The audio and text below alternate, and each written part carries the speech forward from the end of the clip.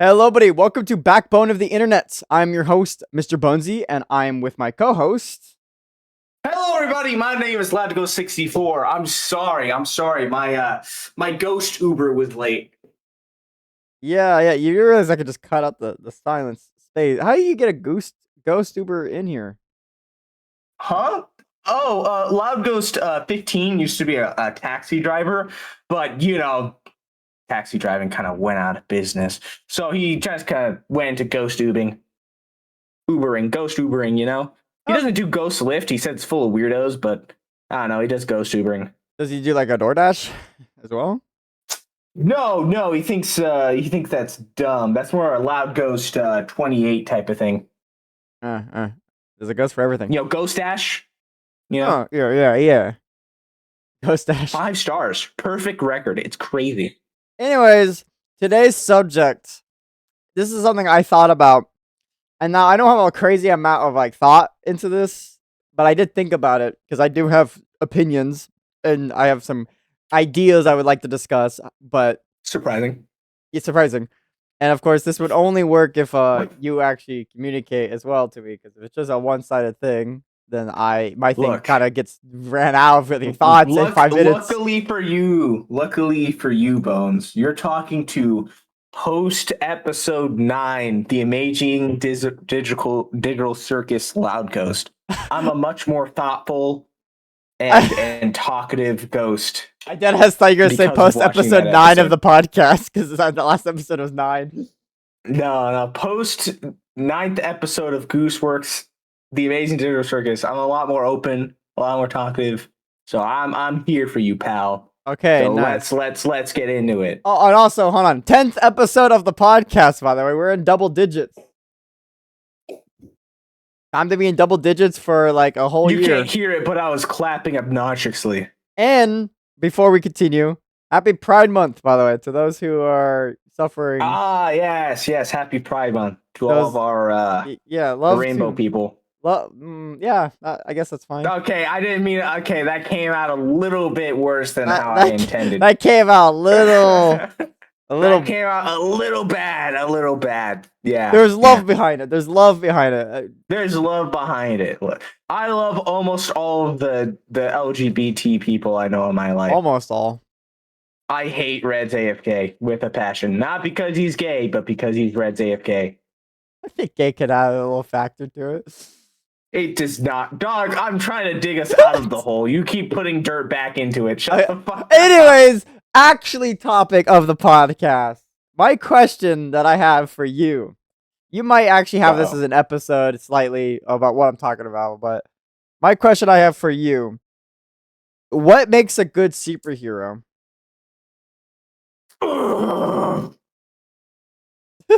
Ooh. I thought about this. Ooh, you got me. Ooh, okay. Because like we have a lot of superheroes, especially with some people even claiming today we're having hero fatigue, but I feel like people are going to say that all the time. I think it's not hero fatigue, it's the fact that most people making hero related content just don't know how to branch and make things interesting. Anyways, that's just my personal opinion. Because like the new Superman movie is apparently really good, and there's so many hero movies coming out that if everyone's hopping tail on Superman because the movie was just good, I don't think we're having hero fatigue. I think some directors just don't know how to do movies. Some people don't. Yeah. Anyways, what makes a good superhero? Now, I'm going to say this as an example because recently on the channel I've been doing it, so it's a recent news. I think Batman is in the top contender for a good superhero for a lot of factors and a lot of things. We'll be discussing all these factors in detail, I hope. I think I think Batman is just a very decent superhero. He has a lot of good attributing features for him to be decent. Good morals. He has a good classic origin story. It's like not really confusing. His parents dying. Yeah, I mean it's not good for the character. But no, you saying that is my evidence. Everyone knows it. It's not like some other superheroes where like the origin is kind of like complex or like unknown or whatever. You know what I mean? Like the time Daredevil got blind because of the Teenage Mutant Ninja Turtle ooze. Yeah, I don't know that. Yeah, that was a thing for a while. Yeah. So like everyone knows Batman's origin story. Everyone knows who Batman is. He is an iconic character. He has the iconic logo. Now, I'm not saying superheroes need a logo. I just think it's just helps add to the iconicness of the hero. I'm not saying that they need a logo though. But I do feel like some heroes get like forced logos that don't need logos. But and he has a and this is like another thing that most actual heroes don't even have, I feel like, or at least they do, but they're obscure now. Batman has a good rogues gallery. He has like a whole bunch of villains. It's to the point where like a lot of villains are overcasted by major ones. But Batman has like a whole bunch of villains as well. And I just wanted to discuss the idea that like that's like a good superhero, right? What do you think makes Batman a good superhero? I mean, I'm assuming you share the same thought. You're just gonna wait. What'd you just say? I said assuming you have the same thought. I mean, what that Batman is the symbol of heroism. I wasn't gonna say he was the symbol of heroism, but like there's some other people worthy of that. What makes Batman a good superhero? Yeah, like the feat. Well, I think that brings it back into what makes a hero. You know, yeah. I think is where we have to put that crux. You know, and to me personally, I think what makes a good hero is sort of that's sort of being a symbol of hope, which a lot of people probably won't be. Will probably be like, oh, well, Batman's not a symbol of hope, blah, blah, blah. But there's a few comics I that think disagree. in like some, I feel like some comics would disagree with that, but go on. Some, but okay, let me cook. Let me kind of talk my way into this, right? So I know, right? Some people wouldn't agree, like, oh, Superman, symbol, of hope, blah, blah, blah. But I think you just kind of just have to look at the adaptation of it. And I'm not okay. So this also comes along with like, oh yeah, what do you mean by hope? What I mean by hope is me personally. I don't see hope as like light at the end of the tunnel. At the end of the day, everything's gonna be fine type of thing. I personally see hope more as I'm gonna do everything in my power to make the good times come. I'm not just gonna sit there and sit around and wait for the good things to happen. And personally, that's where I kind of think Batman's kind of version of hope comes from. Is he took this?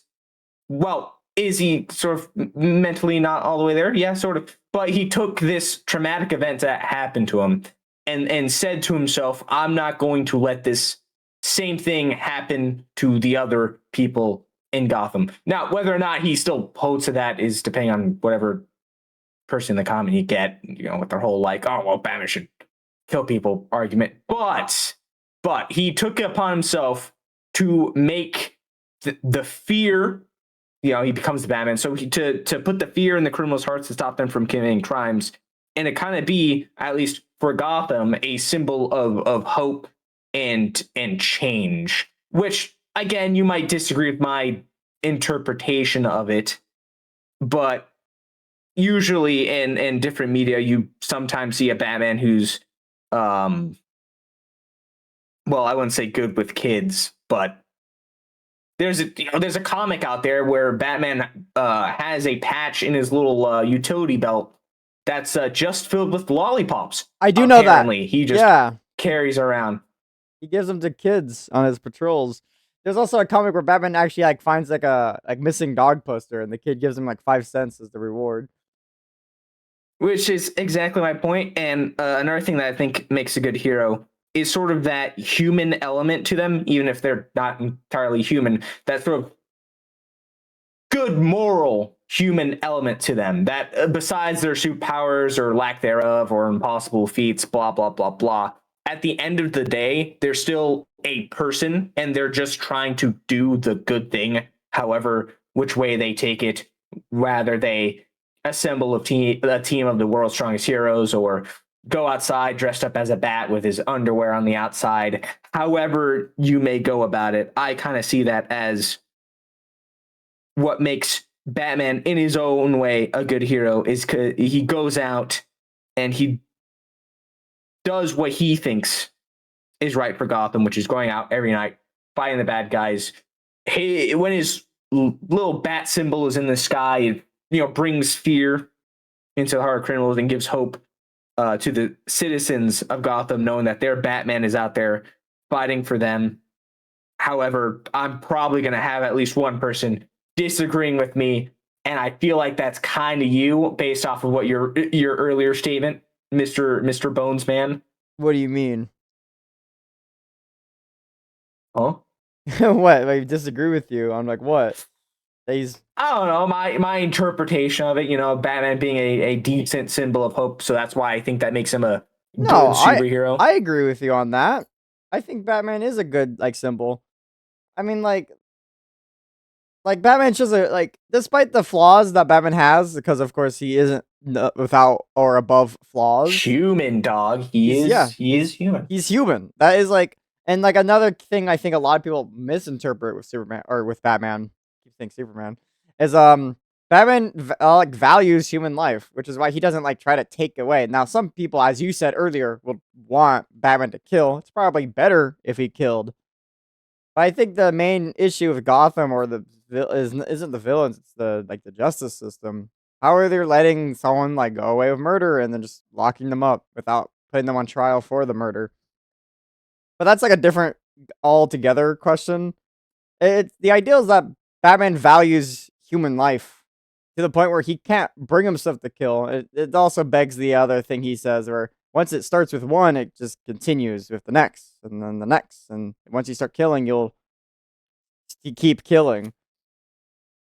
It's very much shown in a lot of famous storylines. I mean, a lot of movies don't really show it. I mean, like look at the Tim Burton Batman's '89. He's murdering people.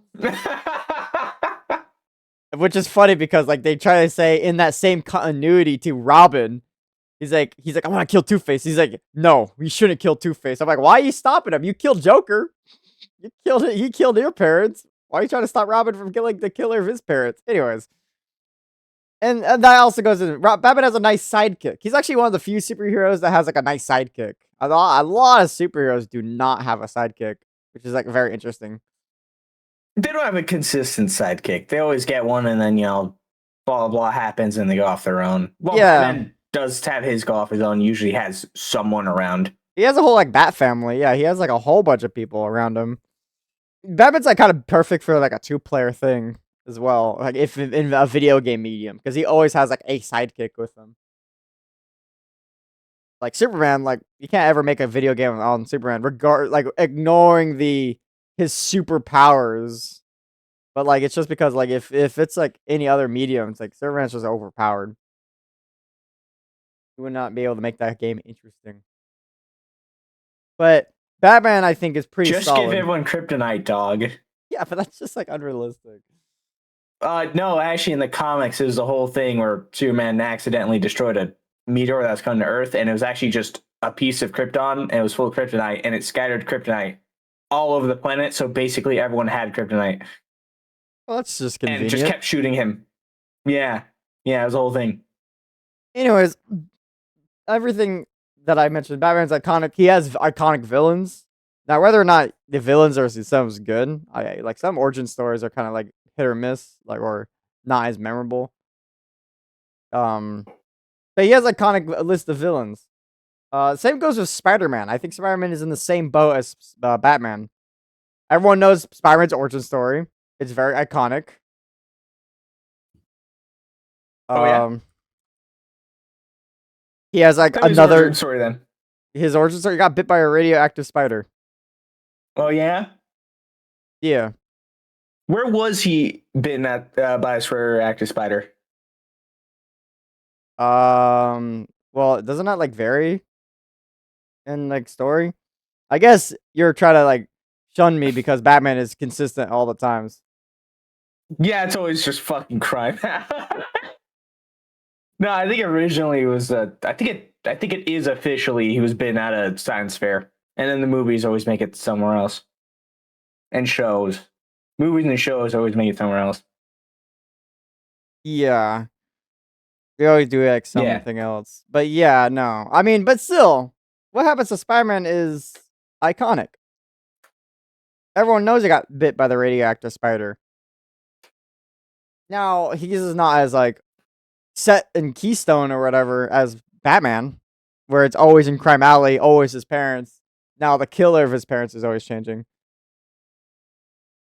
But Spider-Man's Yeah. always Yeah. Spider-Man's is always that spider that bit him on his body somewhere, and then he gets superpowers and becomes Spider-Man. He has another long list of rogues galleries, which I think that goes to show a hero is like what makes a good superhero is like based on like how well they can carry over into like modern times and if they can keep 90% of the villains they fought into like a more modern or at least memorable state. Mm-mm. Because I'll be honest, good example, and I'm gonna be honest, no offense, I think Wonder Woman does not fit the criteria of a good superhero. Oh God! I thought I was gonna have to defend someone else. Wonder Woman. Okay. This is where we're gonna get into some real shit. I think. Okay. No, you explain your reasoning. Why don't you think Wonder Woman fits I the idea think of a superhero? so. Wonder Woman, she fits the criteria of superhero. I think most of the characters, and I'm gonna be honest, me saying this doesn't say like outside of this that I hate Wonder Woman like eternally forever or something, or I just dislike the character. I just don't like the character as much as others. I think Wonder Woman to me is boring. But my reasoning for why I don't think she fits this good superhero is like, yeah, every superhero they follow the same like, okay, they're doing good. They're a symbol of hope of what they're doing. Wonder Woman is like more set for like war puppeteering, like Captain America kind of, where most of the shit she was doing in her earlier comics was fighting the Nazis because she was in World War II, and then she carries on to be part of the Justice League. And I ain't gonna lie, Wonder Woman is a good symbol for like women, like women rights and like other stuff. Because it was around that time where nobody really cared, and Wonder Woman was the strong woman that everyone cared for and liked.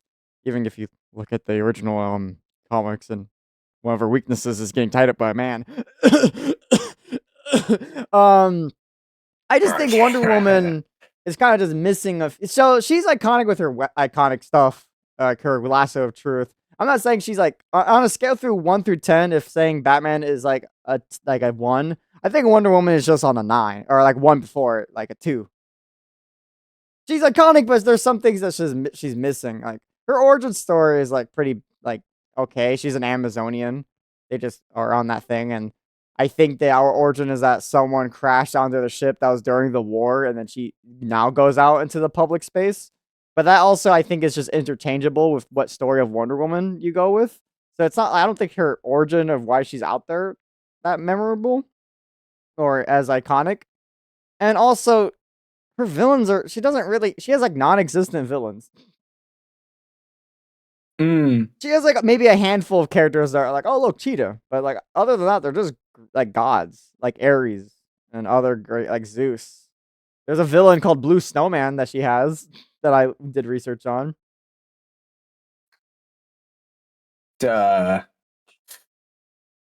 She has Fuck. no. Now you say it, I really can't think of anyone other than Ares and Cheetah and what's his face? Dr. Psycho, and I only know that from the Giganta. Oh yeah, Giganta was interesting to learn. I did not know that she was specifically a Wonder Woman villain. Wait, really? No, because I always see her in like multiple things. Which is another reason I know Dr. Psycho is because of that one Harley Quinn show. I know. She was in the movie. No, oh yeah, Cheetah. Yeah, but no, Dr. Psycho. Dog. I'm pretty sure Dr. Was he? I think it was a she though. I think in the first I think in the first Wonder Woman movie, it was like a Nazi scientist, was it not? No, that could be someone else. Pretty completely. sure it's supposed to be something different. Yeah. Either way, I don't know. I think what. Okay. If we're gonna let's get. I think a part of what makes Wonder Woman's rogue gallery not as known. One, it's a lot of it is just like Greek mythology based, so a lot of them are going to be Greek gods, and we've already seen a bajillion of them in other comics and things in that. And the ones that are non-Greek oriented, even though being Greek is like half her shtick, all of her shtick, is that we really don't see a lot of like Wonder Woman focus outside of the comics. Like she's in animated stuff, she's in games, but we don't really get like a focus on her and her villains aside from like again like Cheetah And not and only that, Ares occasionally. and that goes into like the idea that Wonder Woman is like largely just part of the Justice League in most cases. So she's not really fighting most of her villains. She's fighting other people's villains in the Justice League. They don't, yeah. Outside of the comics, they don't really like give her a lot of spotlight on her own, which is a shame. Because when she is interesting, she's interesting, you know. And I think another part of it is that in more recent years, I dare say, and you're probably gonna hear this a lot. I think I'm bringing it up again. Is I fucking hate Injustice. They've tainted the public perception of so much shit. One of those being specifically Wonder Woman, that I think a lot of times people just mischaracterize Wonder Woman because the only major version interaction people have is with Injustice Wonder Woman, and she's just a horribly written character in that series. I And was it's just just thinking that. it is so, and you know, Gal Gadot and all that, that's the only like outside of the comics, unless you're a person who enjoys a little bit of the Justice League Unlimited and All Stars and whatnot. She's pretty good in that too. I kind of like her character in that. Aside from that, like she doesn't really get a lot of like good characterization, which is a shame because I think a lot of people you could do a lot with Wonder Woman. It's just it doesn't get spotlight and people just don't do it. You know, she hasn't had like her own dedicated cartoon yet. She had her live action show and that was really famous, but like that was in the 60s. So and how many have Batman and Superman have since their 60s and 70s generations, you know? Oh, like hundreds. Fucking hundreds. Wonder Woman has, and I'll bring it back to that. She has never had a solo animated like series. Superman, Batman have had a bunch. Teen Titans have had some. Fucking Green Lantern has had at least one. Harley fucking Quinn has one. God damn it. But Wonder Woman doesn't, and I think that's a little unfair. I think if we just give Wonder Woman a little bit of the spotlight, I think we would be capable of saying a little bit more nicer things about her. Hell, as much as I like to say I'm a nerd, and as much as I'm trying to defend her, I don't even know that much about fucking Wonder Woman. Hell, I know more about the absolute Wonder Woman than I know about her main continuity. That's how bad it is.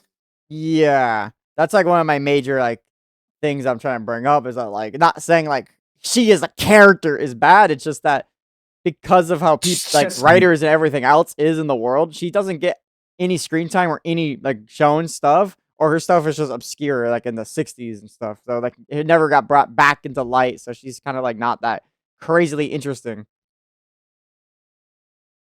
God, DC, give me an animated show, and I'll give you 1/4 of Zion's soul. Another thing that sucks with Wonder Woman is the fact that because of it being like, you know, strong woman, woman proud, a lot of writers just don't know how to write women apparently, and they try to make it like that as a personality trope. It's just woman. So like some of her character tropes and certain things she's in is just kind of obnoxious behavior of like her being like, oh, of course I could do it. You think I'm weak because I'm a woman? Do you have an example of that? Example of that? Most of the shit I've seen online. Um, I know for like some of the Lego games, it kind of comes off like that, which is just kind of generic. Generic, Well, like I blame Lego's writing. I don't think I've seen anything like that. I think I just see a lot of hypocritical shit, or at least recent writing. she definitely Just kind comes of off like that in the hypocritical. Like Injustice games. she does, and she also came off a little bit like that in a Captain America crossover they had. Where like they were doing like DC Marvel crossover comics, And one of Yes. them is where they did Wonder Woman and Captain America, and they were both there during World War II. Blah blah. That's like their shtick. Um, but in it, Captain America and Wonder Woman meet, like, are there with fucking Hitler, Interesting. and this is an actual comic panel. They're there with the funny mustache man, and Steve is like, I'm just gonna blow his shit smooth off, right? But Wonder Woman's like, oh, you shouldn't do that. He's surrendering, blah blah blah. Now, I'm not saying you should kill an unarmed like person or anything like that. It's just that I haven't read this in a while, so this is just based off my memory. I think she kind of just gave, and this is just people being weak at writing Wonder Woman. They just kind of have like because just kind of a weak, like, oh, we shouldn't stoop to. I was gonna go on a tangent on something, but in all honesty, Yeah. it's like one of those things of like, should you have or no kill rule or not? No, would you shoot Hitler if he's surrendering? I Or would you be feel like Diana and just be like, no, you gotta let him live, blah blah blah. I think I'm more on the Personally, I would shoot fence. Hitler. Really, because I think I would be on the other side. You'd be on the Well, because I feel like if you were to go out and just kill Hitler, like even if you're thinking you're doing the world a favor, I think you're kind of stealing from the people that you just killed Hitler. Like I feel like the world themselves need to like incarcerate him, and then what if they? Of course, they're gonna put the death sentence on him, but you kind of need to do it for the system, so the whole world is like basically in on the you're getting killed, rather than I just killed him. And it's like, oh, okay, and then you get like all this fame for killing him. And it's like, I don't want to be you known know for what? killing someone to evil. No, what? Now I've reread the actual panels for this. It's not. It's not that bad per se. If the fact that the both of them didn't just kill like 30 Nazi soldiers leading up to this, I think that's my main hiccup. It's like one of those things of like, oh, you'll be just as bad like him after you've like murdered 50 of his underlings and you're just gonna let the main bad guy go. I think that's what left this as a bad taste in my mouth. Because Okay, before this, that's they had a bad. panel of like like corpses before they go to Hitler and Hitler surrounding, blah blah. And then Wonder Woman Wonder Woman like ties him up with the lasso of truth and goes, I saw those stories flicker across the screen in a man's world, and I was moved to stay to join this fight. Those stories, those newsreels showed a man of honor in a world bereft of it, who stands for justice.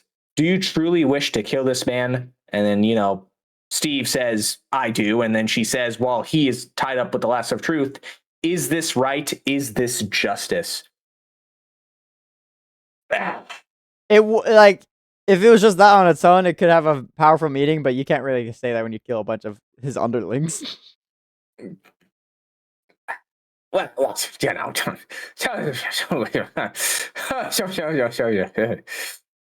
um, but no. Also, like Wonder Woman doesn't have a good like Yeah, it's just alternate what. identity. Whoa! You don't fuck with Diana Prince? I know, I remember her Well, wait. name, but like other than that, what the fuck is she known for when she's in I Secret think Identity? I think it's one of those things where people just don't have enough exposure to Wonder Woman because most versions we see of her is just her as Wonder Woman all the time. It's Because kind of we don't like get a show it's with kind of her like as a normal Thor. ass person. Kind of like Thor for me, honestly. They did. I blame that on the MCU that they dropped the whole I Doctor actually, to Blake be thing. fair though, I kind of like that version. I think it's weird that Thor has an identity, secret identity, because Thor is just Thor. He's just a god. That's in the beginning. Doctor Blake thing is in the beginning, and then he drops it when he does the whole become worthy thing. Blah blah blah. What I think they should have done at least a Doctor Blake thing in the beginning of the MCU movie, and then maybe like then he's Thor all the time. But Yeah, I don't know. I I'm think just that's thinking kind of about it. I think Thor, in the same kind of boat where he's just based on Norse mythology, he has a lot more memorable villains than Wonder Woman. But then again, they're just Loki, Norse gods. So it's like Loki, yeah. Ragnarok is like a creature, dark elves. Trying to remember You others. just listed everything from the movie. That is true. Well, about the world serpent, I think is a villain, right? He fights the world serpent. Jormungandr, I don't think he. It's not. I wouldn't really call it like his rogues gallery, you know. Wonder Woman and Thor kind of have the same issue with the rogues gallery. It's just what you read in a fucking mythology book. I'm not gonna lie to you. Yeah, Gore.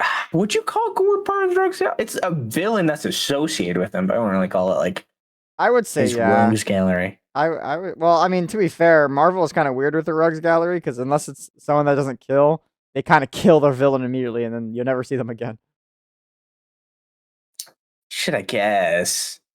Damn, he really doesn't really. I'm really trying to find something like a rogue gallery, but who the fuck is Paul Duval?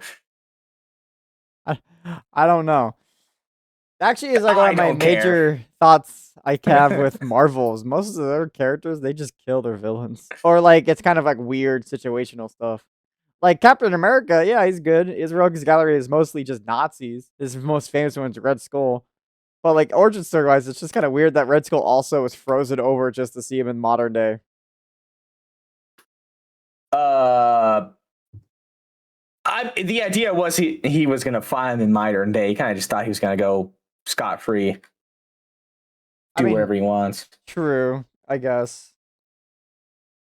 Captain America is more of just like for the people rather than having like his own superhero stuff. Ah, I see. So he wasn't frozen. He was just put into suspended animation by experimental gas during a cave-in. Yeah, that's not memorable. Wow. Yeah, not really, huh? Oh, the latest iteration of Red Skull is actually a clone prepared by the original one to be activated in case of his death. It had a majority of his personality and memories. Actually, with those characters in mind, like Wonder Woman and then like Captain America and all that, maybe not Thor, but it's like, do you think even like because they're all right heroes? Captain America is definitely decent. He is very iconic looking. But do you think like Yeah. they need to change because like they're kind of grounded with like old stuff, and like the more we continue forth in life, they get more outdated. Wonder Woman's about World War II. Same thing with Captain America. Let me clap my hands real quick. Let me dig into this. This is one I could talk about. So, yes, does Steve Rogers' origins kind of come from World War II, idealistic America, where in his eyes, you know, he was fighting fascism and Nazis and this and that and this, right? And a lot of Steve's, at least again, he was a propaganda machine. Let's be for real. He was made for propaganda. His comic cover was him punching fucking Mustache Man, right? That was his thing. But I think that is what makes Steve a compelling character in modern times. Despite him being named Captain America, and despite him wearing the Star-Spangled Banner, he is an interesting character because he doesn't fit currently with what America, let's be honest, is currently. Steve comes from an era where America was fighting fascism, where they were constantly putting out their ideas of freedom and justice, the American way, right? All that. Steve comes then into a modern era where it's kind of this thing with like that I really liked with Steve's arc for the most of the MCU is that he kind of just has like a flat you know what a flat character arc is? Yeah, Goku has that. So Steve has a flat character arc. He doesn't really change. He holds the same ideals. It's just everything around him is changing, but he's still sticking to his ideals. He's dropped the mantle of Captain America like 3 times because he doesn't agree with what the American government it was currently in the comics. He understands that the times are changing, but to him, he was already ahead of his times. He wants everyone to be free. He believes the people of America should be free. He thinks the government should be transparent. That is Steve Rogers. His ideals may seem outdated because it kind of stems from the propaganda, but to me at least, that's what makes him an interesting character.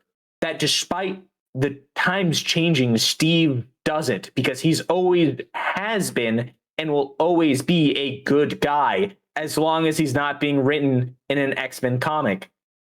God,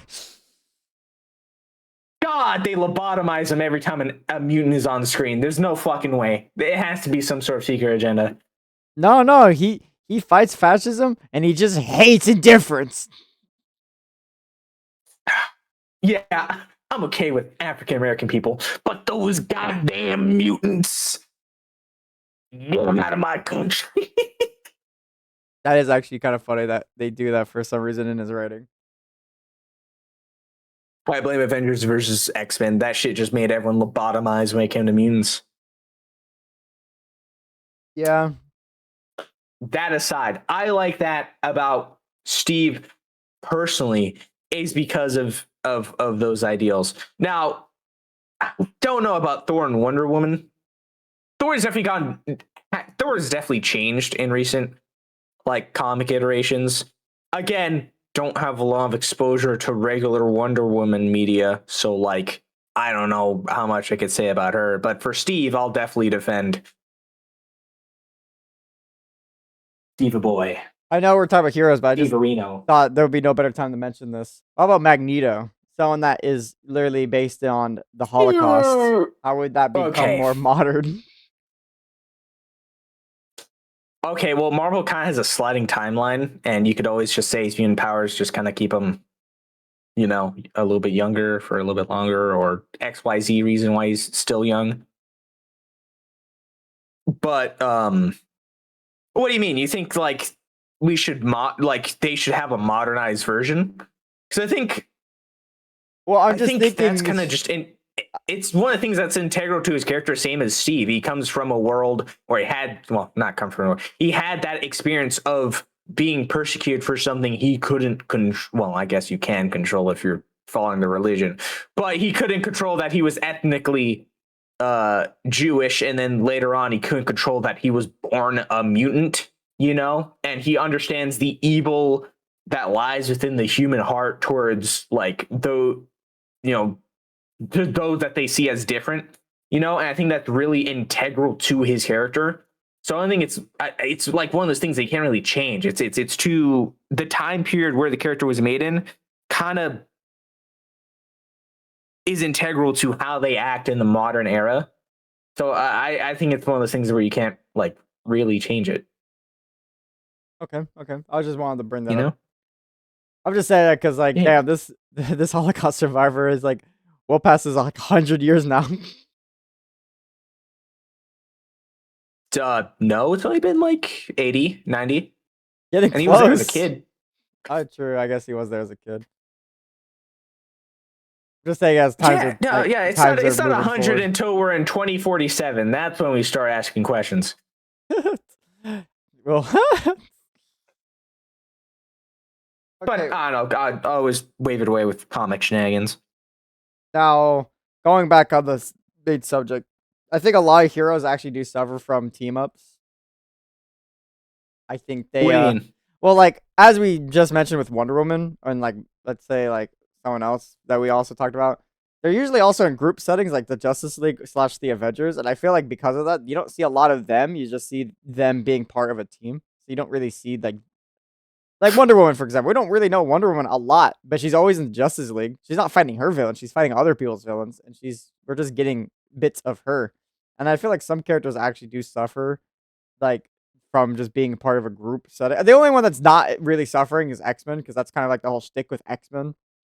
Is that group family setting is like sticking together. We're mutants. Mutants is one. But I feel like let's say for example Justice League. Do you even remember like what's his name? Blue Beetle? I don't know anything about Blue Beetle other than the fact that he's part of the Justice League. Ted Cord or the other one? Wait, what? Oh my god. Fancy alien Blue Beetle or the two human ass Blue Beetles? The fancy alien, the one that's Mexican. Oh my! I don't fucking know Blue Beetle. I was just bringing up an example. There's not a lot of Damn. exposure. Okay. Well.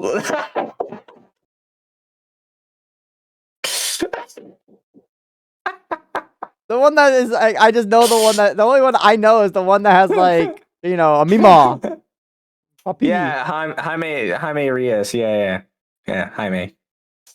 I just had to hit you with that because I knew you had no idea who the other two. I didn't even know there was other Blue Beetles. Dan Garrett and Ted Cord. Dan Garrett, if I remember correctly, got his powers from like a special vitamin, but then later as like a magic scarab or something. And then Ted Cord is like, I don't think no one knows fucking Dan Garrett. Let's be so for real. Everyone knows Ted Cord and Jaime. Ted Cord, of course, came from Crisis. He actually Blue Beetle wasn't even originally a DC character. He was from like another place.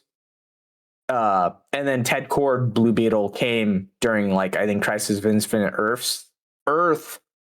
And he always used like tech gadgets and stuff, blah blah blah. And then they use like Jaime and his shit is like a space symbiote thing, blah blah blah. But all three characters exist still, despite only really two of them sharing a no power thing. Either way, I know Blue Beetle, dog. Now, does the average person know Blue Beetle? Probably not. Probably not. Probably not. I went on a tangent. My apologies. No, you're good. You're good. But I was just saying that, like... Now, do I know his rogue gallery? Hell no. Aside from, like, Black Beetle, I honestly can't tell you any other, like, Blue Beetle villain. I ain't gonna lie to you. I'm not gonna lie to you, gang. I think that is... I can't think of a single other Blue Beetle, strictly a Blue Beetle villain.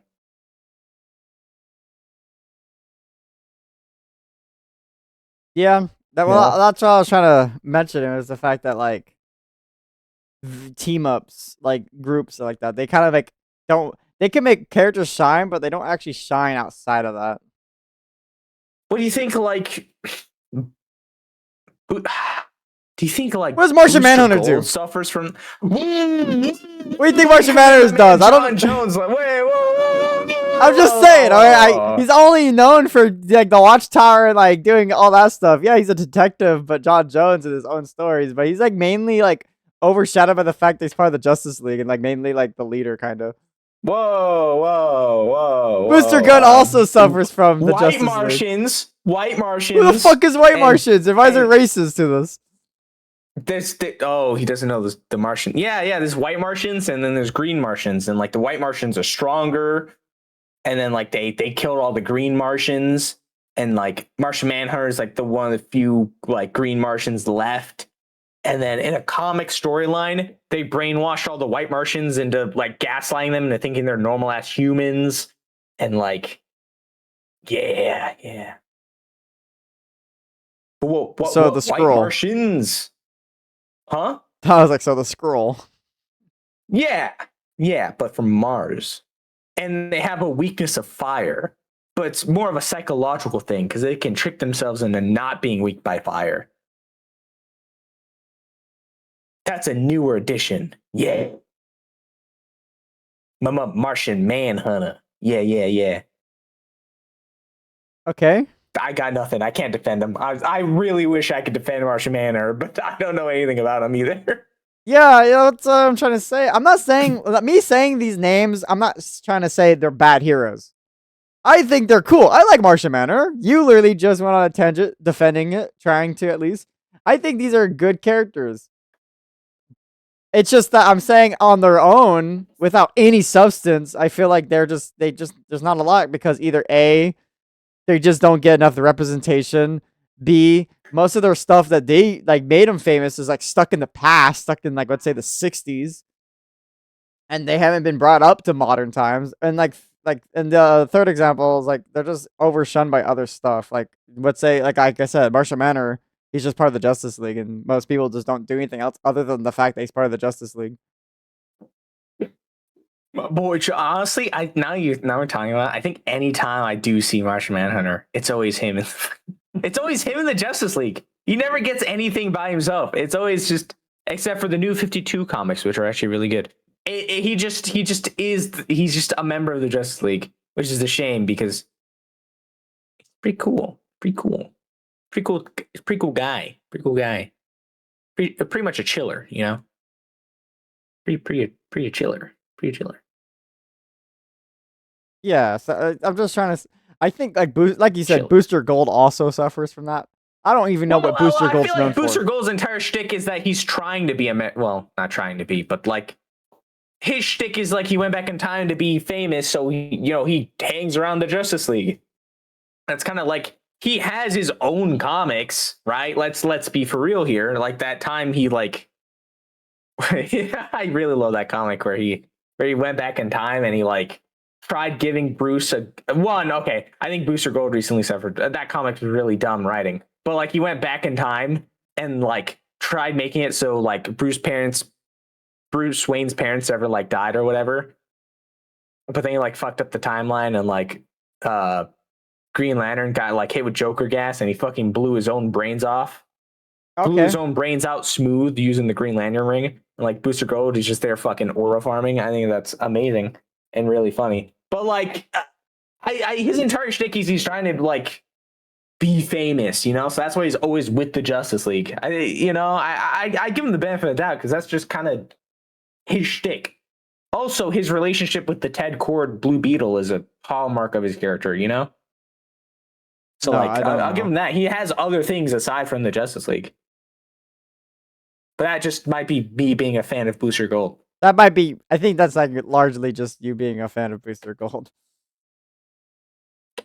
God, James Gunn, give me Booster Gold and my life is yours.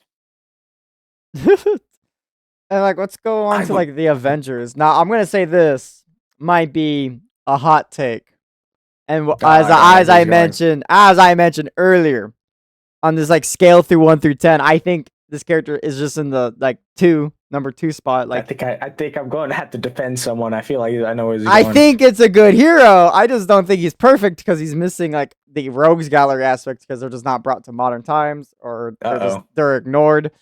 And like I never usually see like him truly by himself other than like the movies and like maybe that one cartoon. Iron Man.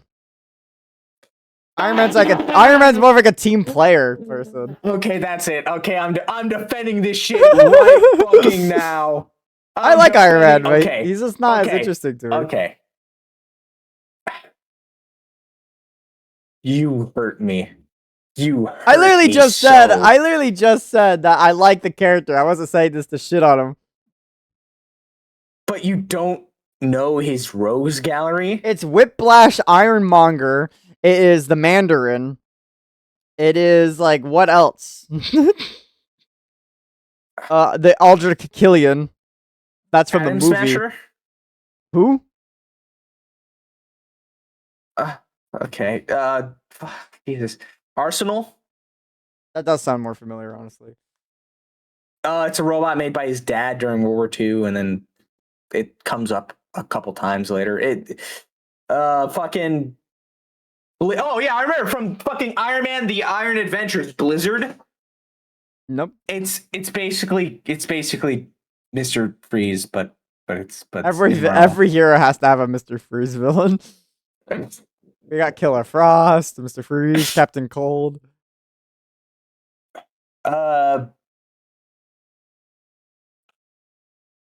Crimson Dynamo. I do know Crimson Dynamo. I do know Crimson Dynamo. I do like Crimson Dynamo. Fucking. What's his name? No, I don't think that's what his name was. Honestly, I'm not gonna lie to you. I think I have the unfair advantage. Unfortunately for you, Trevor, and unfortunately for the people at home, I think I had a bias because my stepfather is a massive fan of Iron Man, so much so that he has a lot of the classic era comics just chilling in our house that I've read through a couple times. So I am familiar with the different villains that would pop up But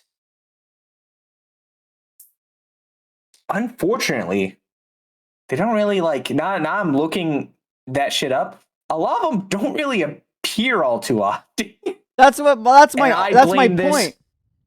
That's I blame this on the fact that apparently Iron Man wasn't popular before the 2008 movie.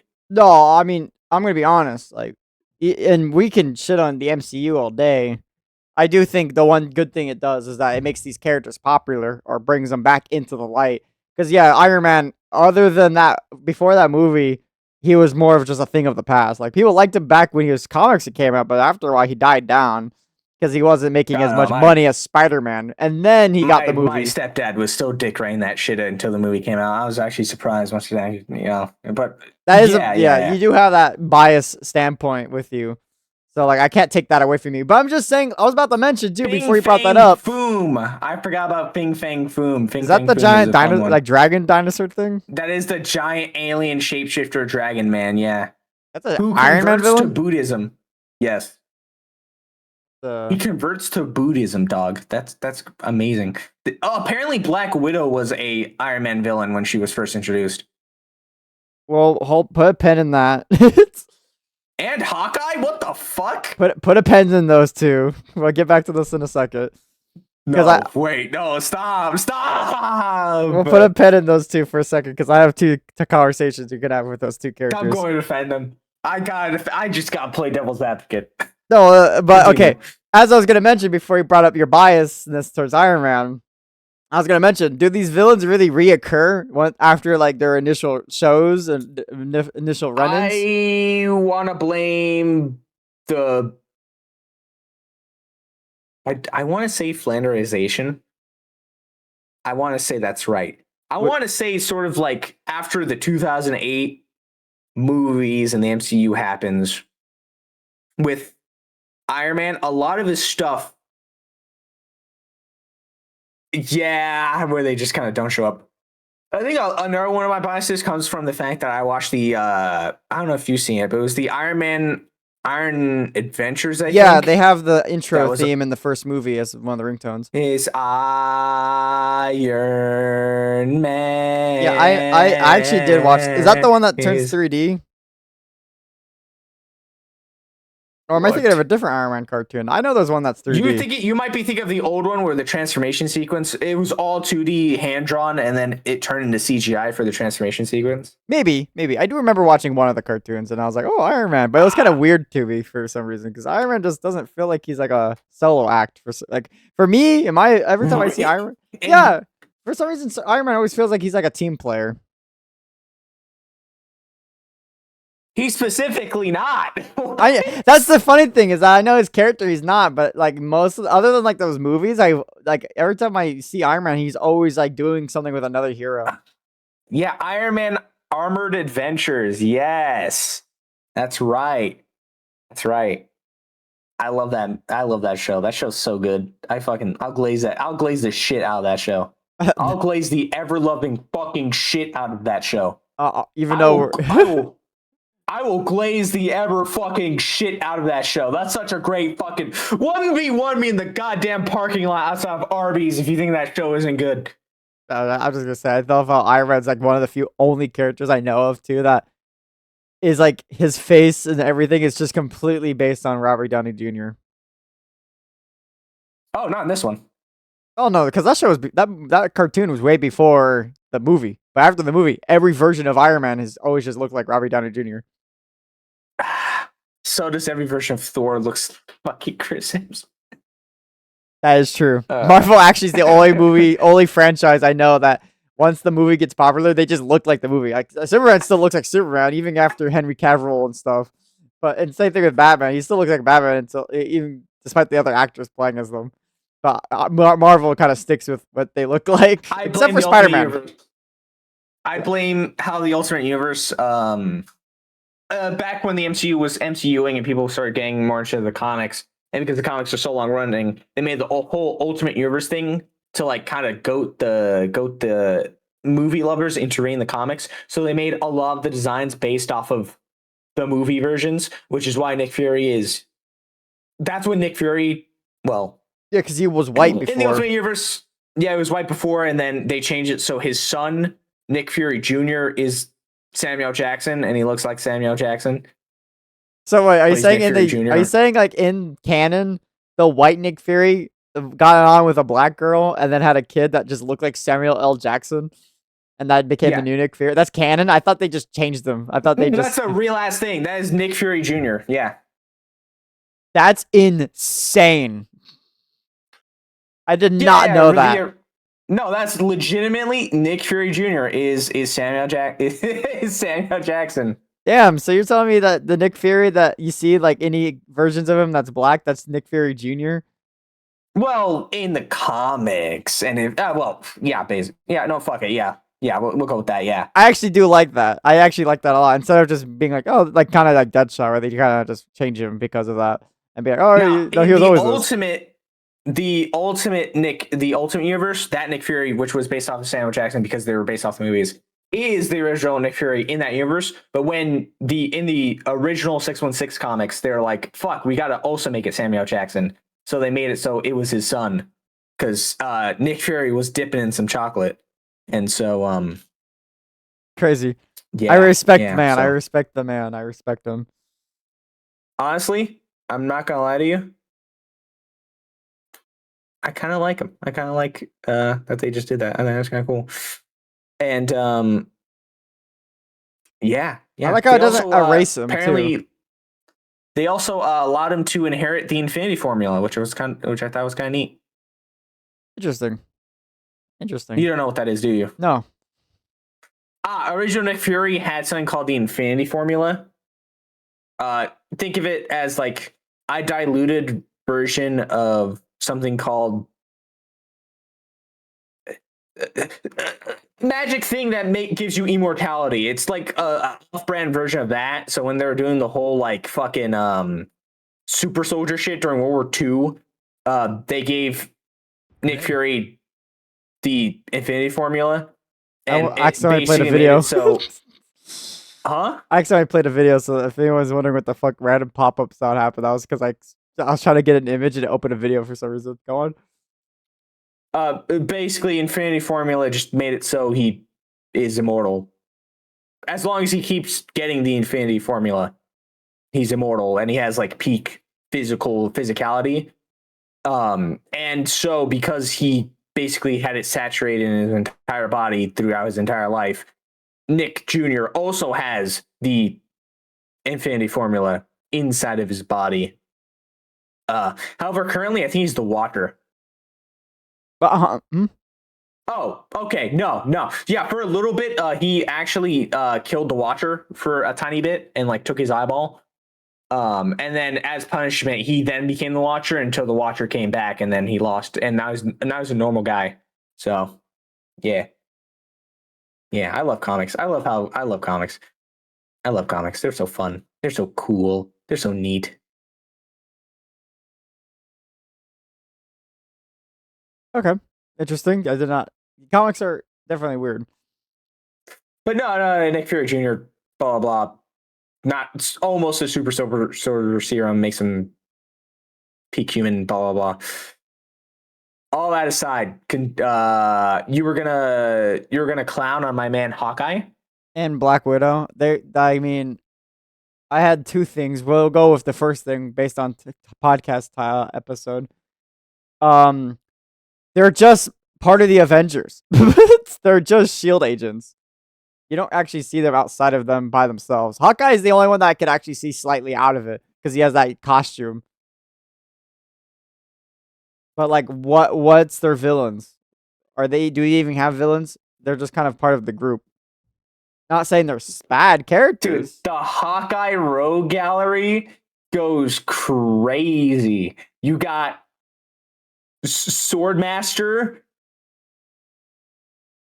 Fuck. Okay, so I really only got one guy. Honestly, I'm sorry. Like legitimately, I can only name like Swordmaster off the top of my head, and that's because he was in the show.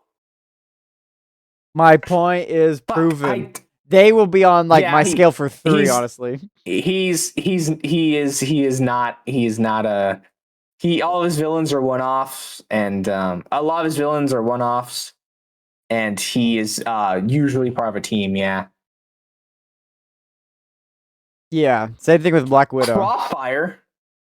I don't know what that is. He's like a cyborg man. I think. I think I remember seeing him once, but I'm pretty sure he's he is a continuing character. It's just that he has like cyborg type shit going on. And he's really smart, but aside from that, he's nothing. Now I can't even defend Black Widow. Like, I'm not gonna lie to you, I can't defend Black Widow at all. I don't know anything about the character, nor have I read any comics that include like Black Widow being prominent and not just part of the team. Yeah, it's unfortunate, but I mean, to be fair. But now here's the other question I will bring. A little like side tangent. You said they started off as villains, and then they're not villains. At least Black Widow. You said start off as an Iron Man villain. So we do have this fancy little thing in the comics and in general stuff called anti-heroes. Do you think being an anti-hero makes like a good hero entirely, or do you think they're like forever tainted as what they were beforehand? So what do you mean like by anti-hero? That they were a villain that became a hero? Would that be it doesn't make you an anti-hero. What's that term then for anti-villain? Well, they're their own. So an anti-hero is the protagonist that lacks the conventional like moral righteousness, right? So instead of fighting for like the greater good, they're like self-interest, vengeance, sort of like self-survival, and being very morally gray. That's kind of like the anti-hero. No, I got it. An anti-villain is like someone that's being a villain, but they have like good intentions, but they're still villain. Yeah, basically. Okay. Like the ends justify the means type of guy. I search up anti-villain on Google and I get Jax from Digital Circus. Okay. Not quite the picture I'd paint, but I would think something more like Magneto, where his end goals are noble, the protection of the mutant race, but how he's going to get to that end state being not exactly good because it probably involves genocide. But yeah. So the goal is positive, right? Or the goal is positive, but how they go about to get to that goal is not exactly the greatest thing. Blah blah beep beep bloop. Killmonger from Black Panther is a good example. Yeah. Anyways, anti-heroes. Do you think they themselves are worthy of redemption, of becoming like good heroes, or let alone just like good characters? So what? Okay, so a good famous one is Venom. Venom is very like at least going back and forth between being Spider-Man villain to becoming like he's actually a hero of himself. No, I think he's been pretty consistently a good guy in the last couple years. Do you think he's worthy of just being a good guy, or do you think he's more memorable and more iconic to being a villain?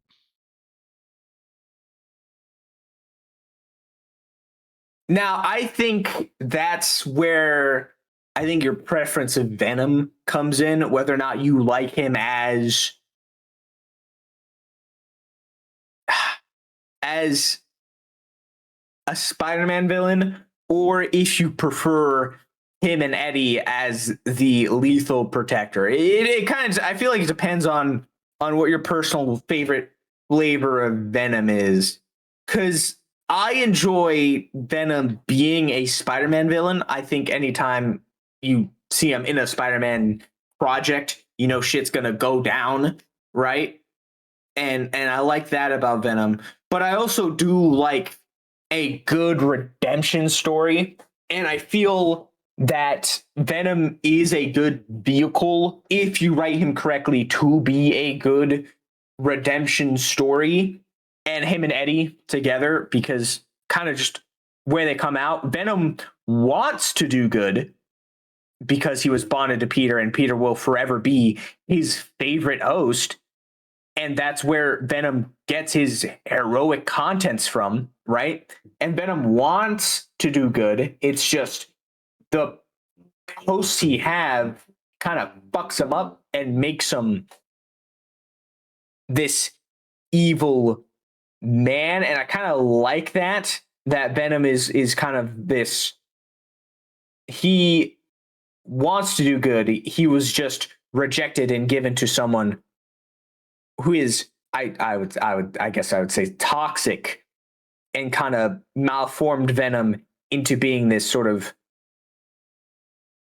evil thing. And then later when Eddie has a change of heart and Venom gets to go be the superhero that he was with Peter, he kind of becomes this better and better character. I like that, but I know people might be like, oh, fuck that. I prefer Venom as a hulking, fucking brain eating. Yeah, I was gonna say, what was the Sony villain. version of Spider or of Venom? Okay, now hear where me he just out. eats people. I like Tom Hardy. God damn it! Would that be an anti-villain? You think? Because that's not really. No, it's not genocide. That's definitely anti-hero. But like, yeah. I like that. I like those movies. I might call me stupid all you like, but I like me a nice Tom Hardy fucking Venom movie. I like the relationship. I like how that played out. And I think it was a good characterization or a good interpretation of their relationship. Does Venom have? Well, actually, no. I think Venom does have like some iconic villains. You could say Carnage, well, Riot, the other symbiote children thing. I don't know the rest of them. Scream, I think, is one of them. But like other than that, I don't know if Venom has any villains either. Really, Spider-Man. Yeah, Carnage, Shriek, Carnage's girlfriend, Riot, that one guy who made the Life Foundation, Scream. There's another one. I think he gets Jack-o'-lantern at least once. I don't even know who Jack-o'-lantern is. Huh? I don't even know who Jack-o'-lantern is. It's like I think he was in like an ancient Agent Venom comic I read one time. Fuck, he's like he literally just wears a pumpkin on his head, if I remember. He just wears a pumpkin on his head. And that's it. I wish I was joking. That's it. He just wears a pumpkin on his head and he throws like bombs and shit. He sounds like a lackey for the Green Goblin. It does, but no, he was actually the lackey for, I think, what was his face? Prime Master. Interesting. There he is. Oh, well, yeah, that's a picture of him. He just. Oh. Literally, that's it. He just has a pumpkin on his head. All right, what about Harley Quinn? She becomes more of a good character later. Okay, guys. I prefer her as a villain. Venom, I'm back and forth on. I do like the idea of a lethal protector. I have that as a poster somewhere. Okay, guys. Where's the camera? Right here. Where's the camera? No, you're punking me. You did not just tell me what my opinion on Harley Quinn was. I did. Because my opinion on Harley Quinn is that I think she should just stay as a villain. I think her becoming like more of a hero kind of. Why? I don't know. I just don't think it's interesting. Really? And I think they also do like that weird like women washing thing where it's like because she's a girl. Women washing? Yeah. Where because she's a girl, she kind of has this like weird like, well, I don't need no man. It's like I kind of like the idea that I mean, there's one cartoon think that's the intent. That's exactly how it comes off as. I don't know, man. I don't know. I don't know. I agree with you on that one. I saw some clips of Birds of Prey. That was pretty ass looking. I'm just saying. I think, and this is just Loud Go 64 here. I don't like the push that she's been getting for some fuck ass reason that they put her inside of everything. And make a lot of shit about her. Do I like her when she's with the Joker? Yeah, I do. I think it's neat. I think their dynamic is usually pretty interesting. Whether or not that it's it's never healthy. Whether it's super toxic or not that toxic, I think it's usually interesting. But I also enjoy a comic where Harley gets out and sees that that is a toxic relationship and attempts to do better, specifically through the Suicide Squad, and gets friends and a community through that outlet. I like that aspect of her character. But what I do not enjoy is people kind of pushing her all the time, all of the time, all of the time. Look, man, if people are getting superhero fatigue, I think I'm getting Harley Quinn fatigue. You don't have to put her in everything all the time. Do I like it when she's there? Sometimes, but I don't always want to see her all the time. That is my only comment I'll put for that. Everyone flame Mr. Bones for being misogynistic. That's That'll not be really funny. That's not the what. I just think Yeah, she's an interesting character. I can already as a see Kevin villain. typing. I can already see Kevin typing. Thank you, Kevin. I like it when they have this dynamic Ghost, where they Joker act. Well, actually, no, I don't. I actually think it's both ways interesting, where Joker either likes or dislikes Harley. But I don't like the I'm idea not gonna that. lie to you. I was thinking of that interpretation. I was gonna say a nice relationship, but I was like, that is the only time Yeah, he it is. doesn't It's beat the only shit time. out of her. That is the only time for guys not in the know. That's fuck. What was that series called? No one's gonna see it, so you're gonna have to like, visually say it. But I don't know the Fuck, name of that cartoon. I can't remember. But it was the animated show where Joker, Has dreads. huh? He has dreads. Joker has dreads in that one. Joker has dreads in that one. Yeah, Joker has dreads in that one. And like he The likes Harley Quinn. yeah, and that relationship is nice. And I like, if you look up Joker with, the fourth option is dreads. And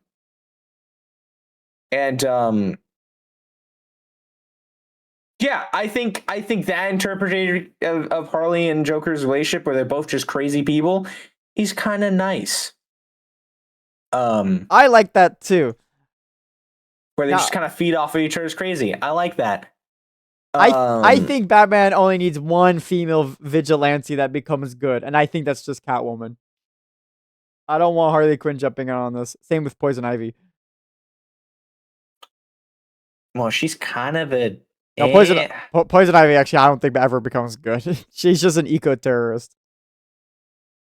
Yeah.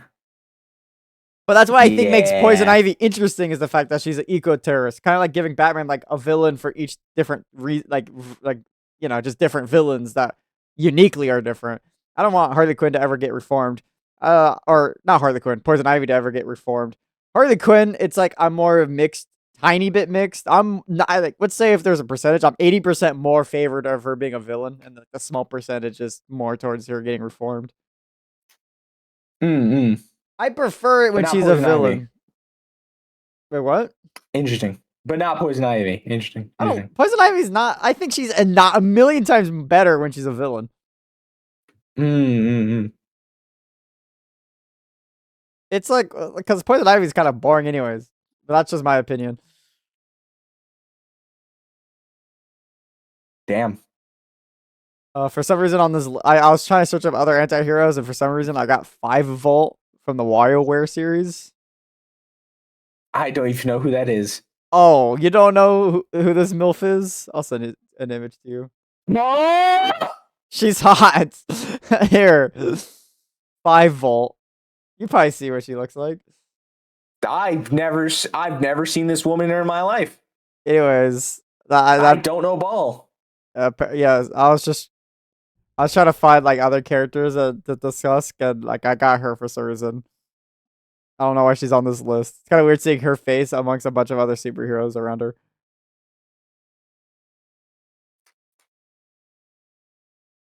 Very weird, very weird. Do you think adding a kill rule to heroes is just morally acceptable, or like you think that like taints the hero a bit?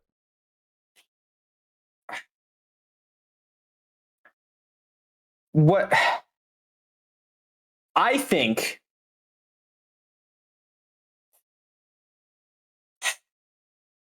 Go on. I think the prop. Okay, so I think personally, if a character has a no kill rule,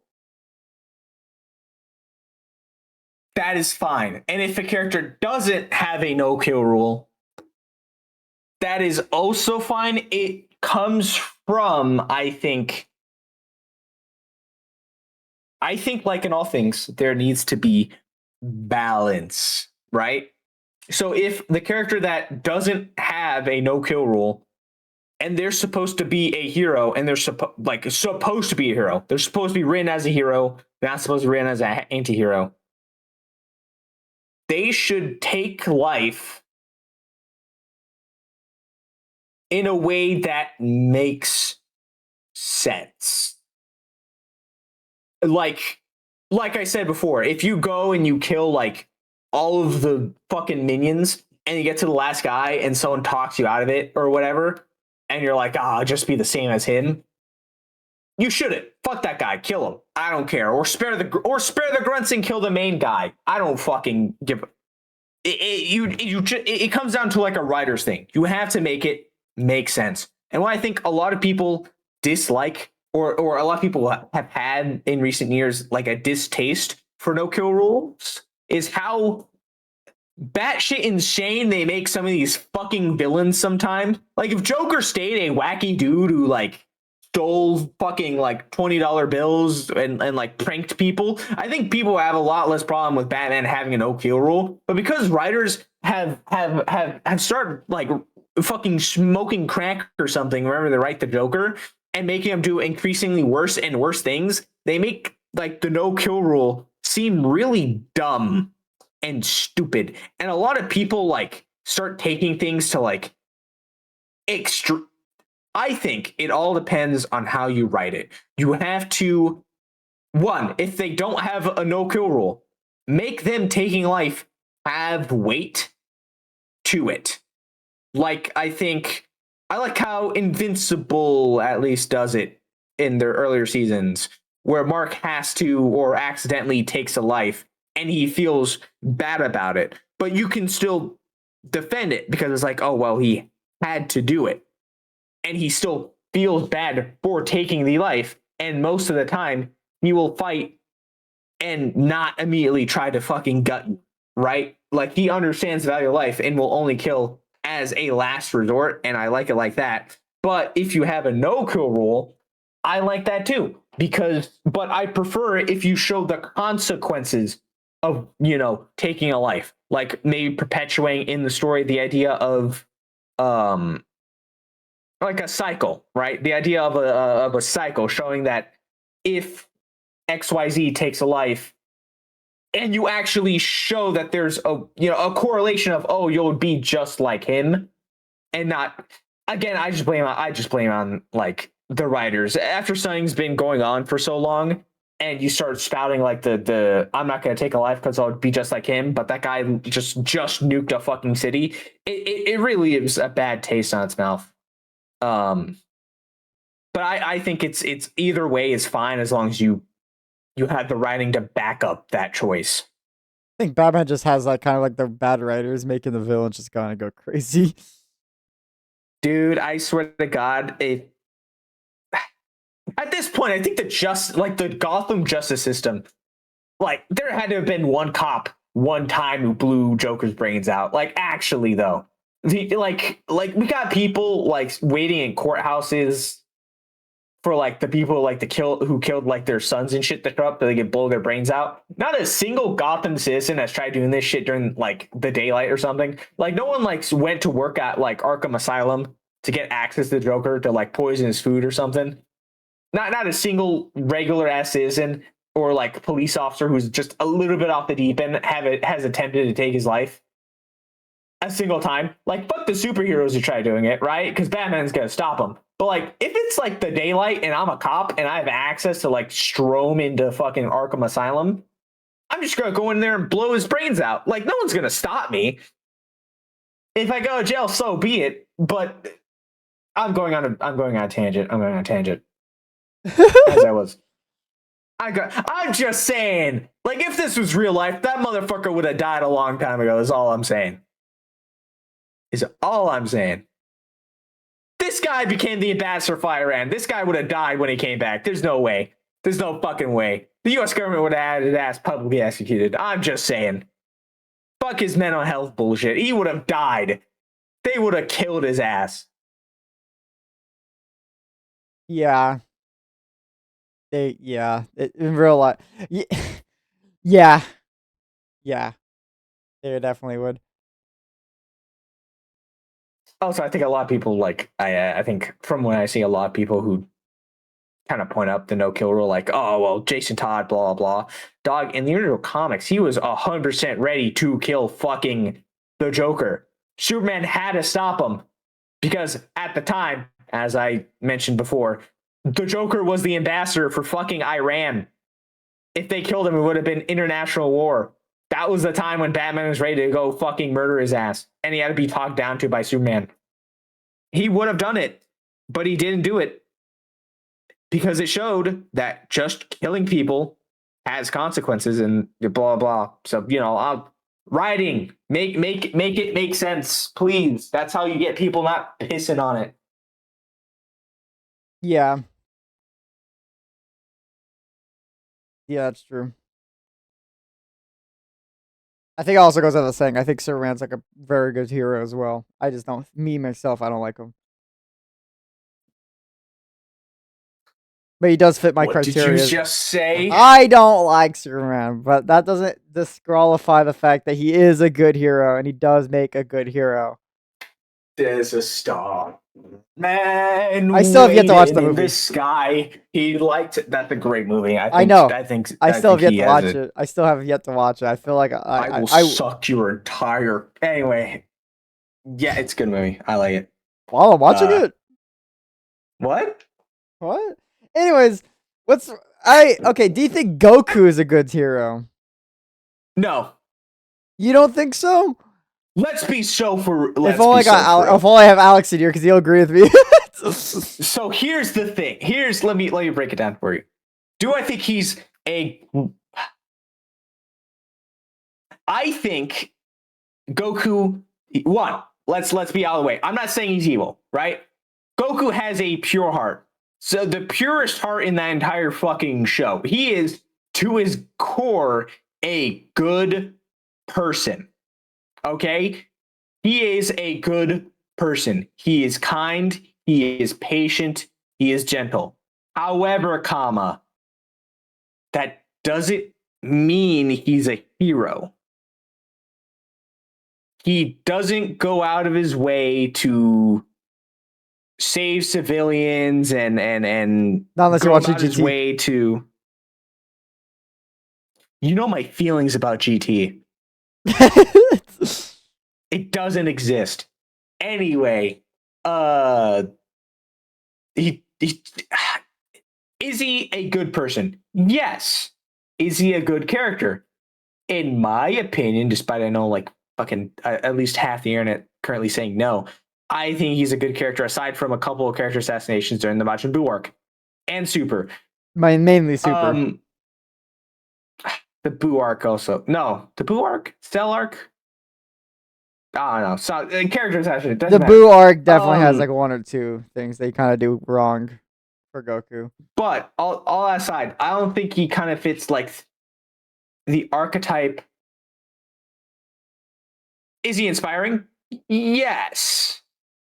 But I don't think he fits that nestle point as a hero. I think, in my opinion, you could definitely argue with it, and like maybe tomorrow I'll change my mind.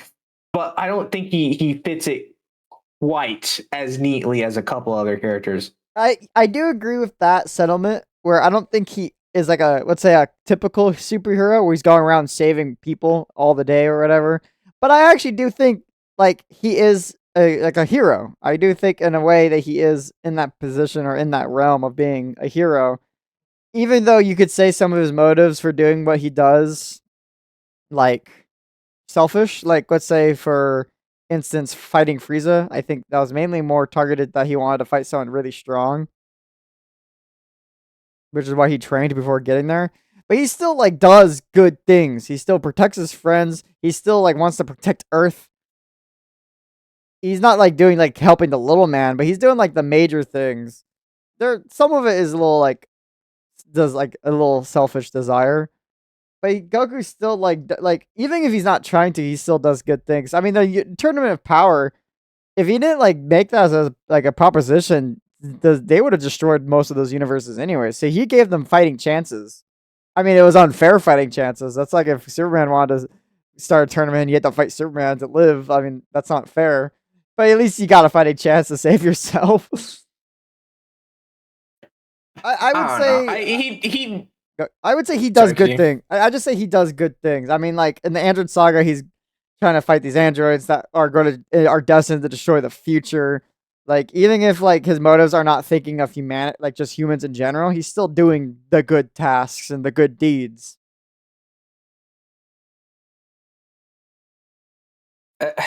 He goes to heaven, so that's all I'm saying.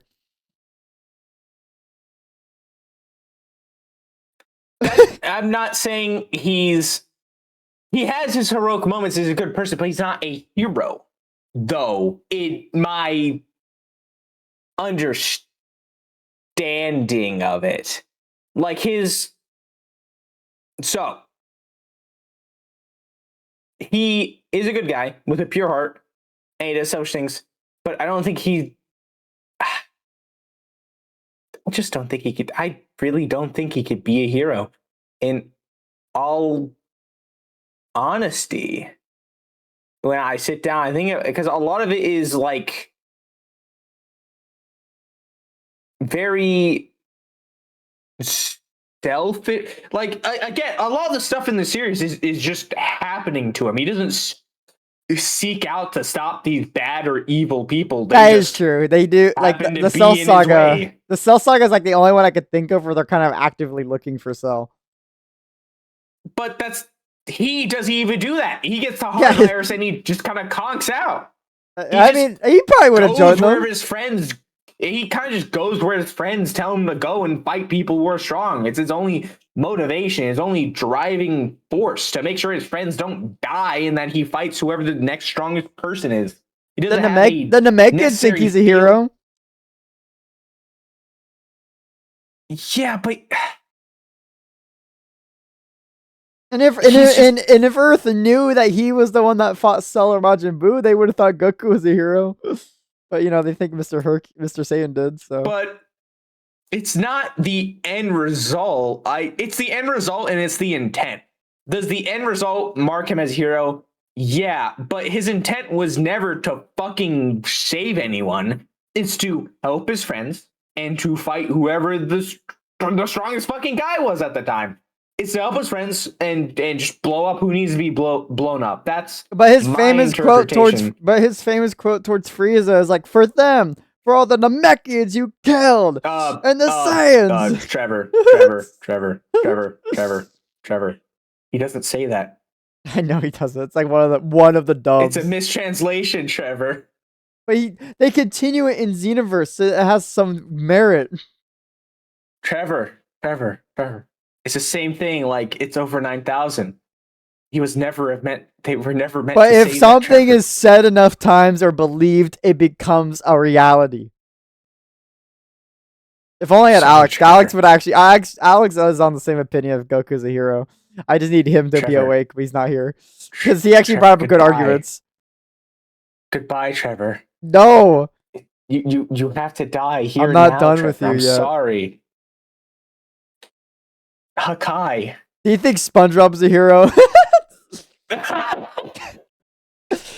Every video game paints SpongeBob as a hero, but like he's not a hero. He's in his cartoon. He's just a guy. He's just a dude. Now this is an important question.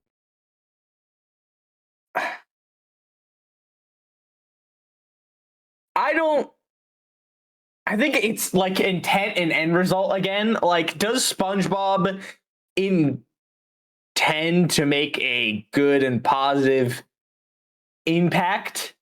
I would say yeah. Yes. Does what he does result in a positive or good impact? Depending on the episode. You could make the case to like, I don't know, fucking like Sandy or Patrick or whoever, blah blah blah. Yeah, maybe to like Mrs. Puff. No. No.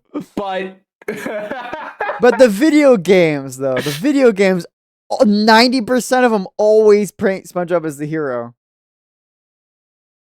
Well, because it's a fucking game, and that's how they package it to you. I guess. But he's working with Danny Phantom, Jenny from My Life as a Teenage Robot. They're all superheroes. Yeah, but like, okay, I'm gonna take the example.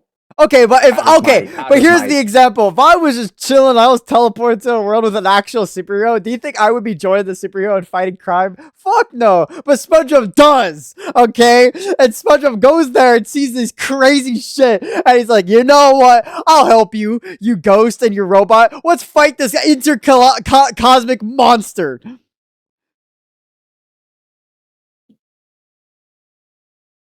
What crack have you been smoking lately, dog?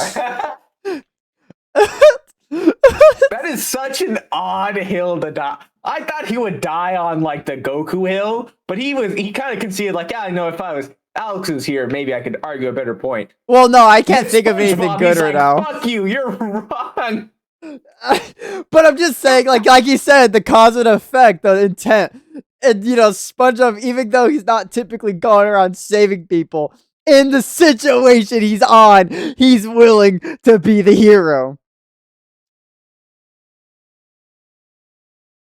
Okay, I'll concede on that point.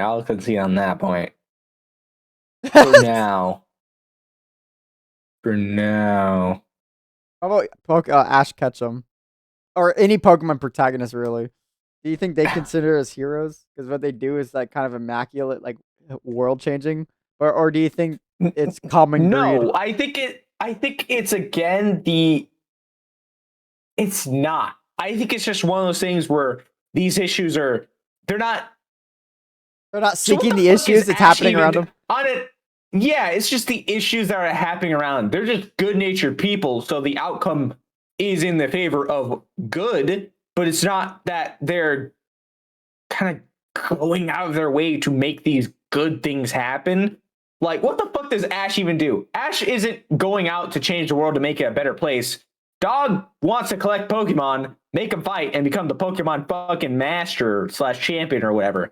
He's not going out of his way to fight Mewtwo hand to hand. It just fucking happens. But he makes Mewtwo like change his worldview. Because Mewtwo was placed in front of him. He doesn't go out of his way to be like, I'm gonna go help all of the Pokemon with fucked up things happening in their life. No! Bro was gonna throw a fucking Pokemon. 100% you gave that motherfucker a Master Ball, he would have threw it at Mewtwo.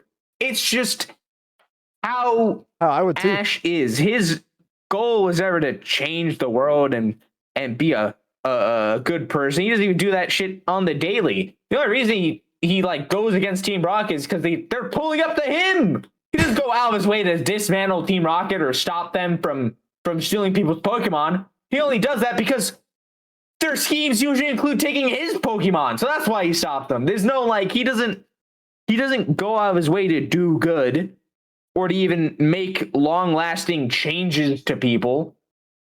It just happens because he's conveniently around where these things are happening. Does he have the makings of a hero? Maybe. But he still hasn't paid May for the 200 Pokebuck bike that he broke 20 seasons ago. That's Misty.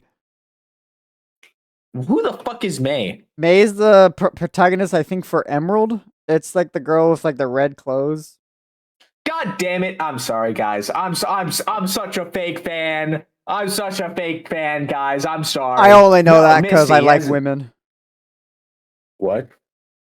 He just kept talking. What? I don't watch the anime.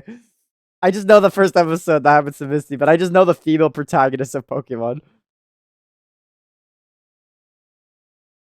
Did Ash ever pay for her bike? I don't think so. No. And he has the audacity to retire. It seems like she gets the same exact one, but repaired in the episode Catch You Later. Okay, but here's another good question. Do you think people, like, okay, let's say this. A noble knight, as for example, people in the town will call him a hero, but what about this, but the noble knight doesn't seek out, like, seek out the stuff. Like, let's say the king always tells him, hey, go here, like, you need to help people. Does that still consider the knight a hero? Because he still does what he's told. He goes out there, he saves the village, and he comes back home. Do you think being told what to do, doing noble tasks, makes you a hero?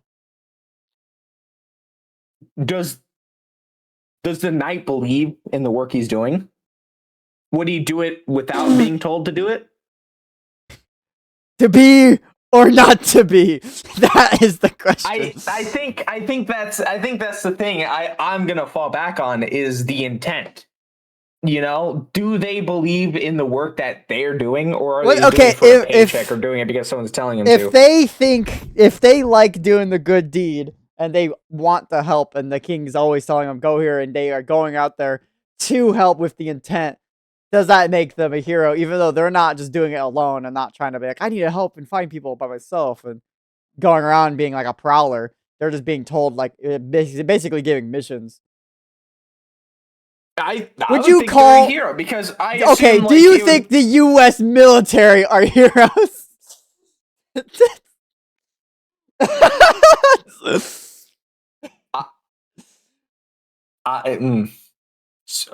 that's the same thing.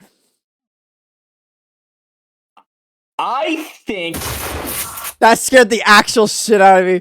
I looked away from the camera. Everybody, my name is LoudGhost60. How is everyone doing? Unfortunately, LoudGhost64 had to be,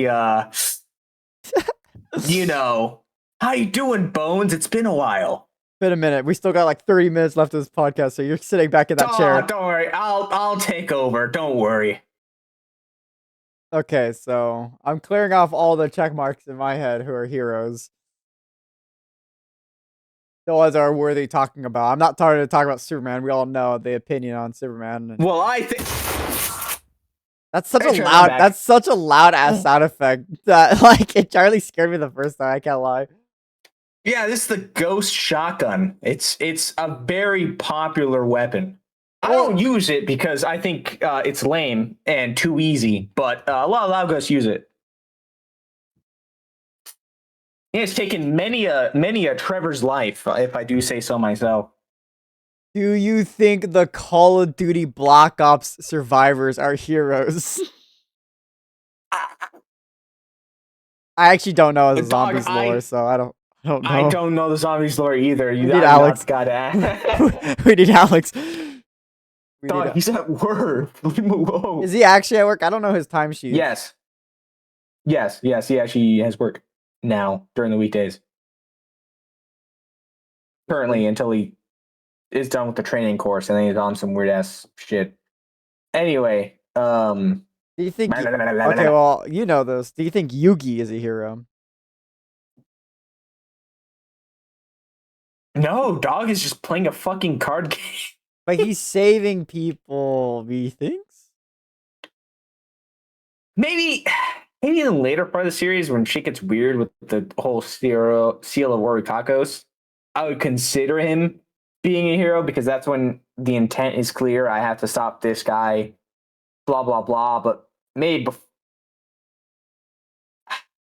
Any I guess you can. Joestar. What? I said any Joestar. Jonathan, yes.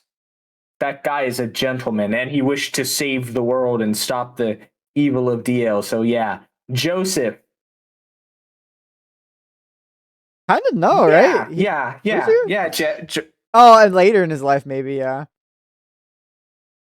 I feel like with the whole You won't car consider the Pillarman era isn't like but you don't what think that's I guess with his intent, yeah, it's good, but like that kind of stuff just kind of happened around him. He was just kind of doing his own thing, and randomly it was like, oh fuck, there's the vampires, I no I guess yeah. and then he was kind of like No, we're thrown gonna get. into it.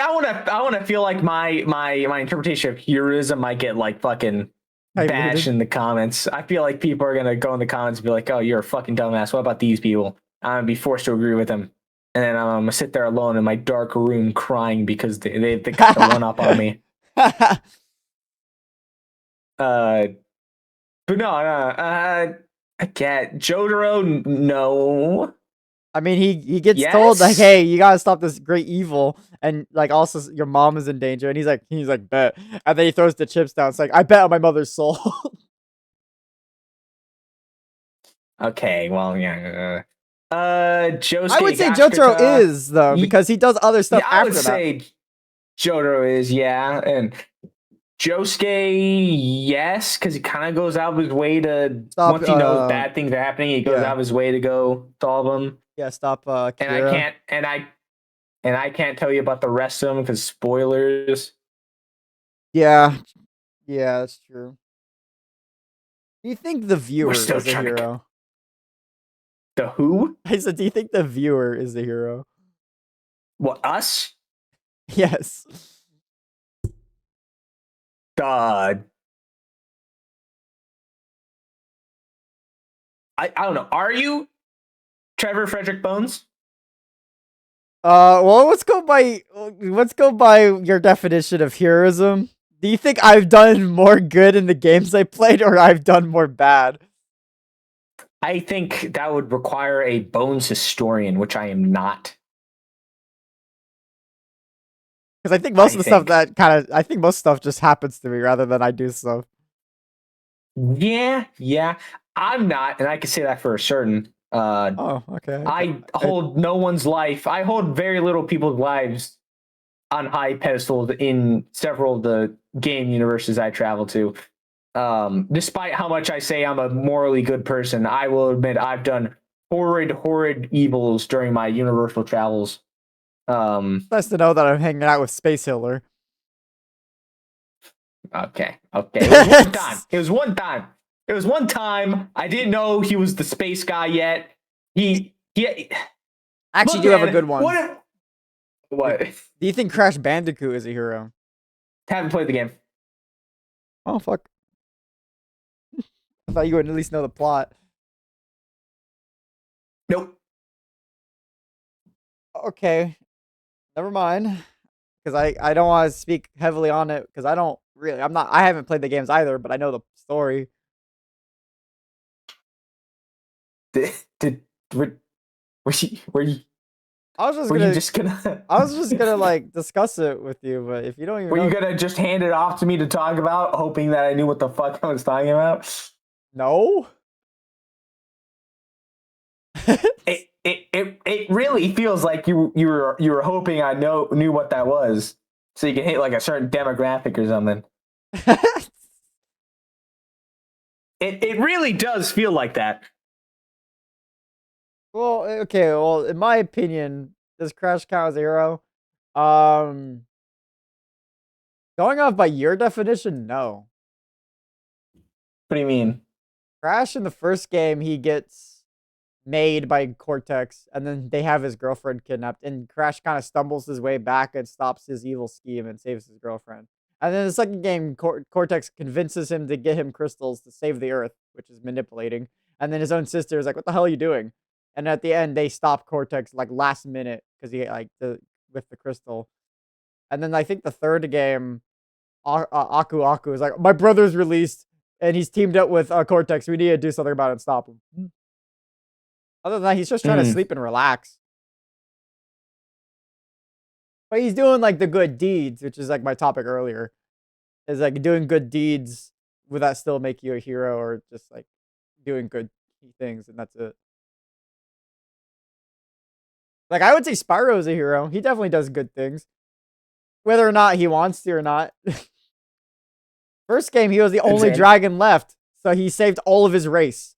Second game, he tries to go on a vacation, gets sent somewhere else by accident, and then stays there and saves them from Ripto. And then third game, someone stole all of the dragon eggs, and he's the only dragon that can go through the holes. So he's like, I'll go there with my friends, and we'll get all the dragon eggs back.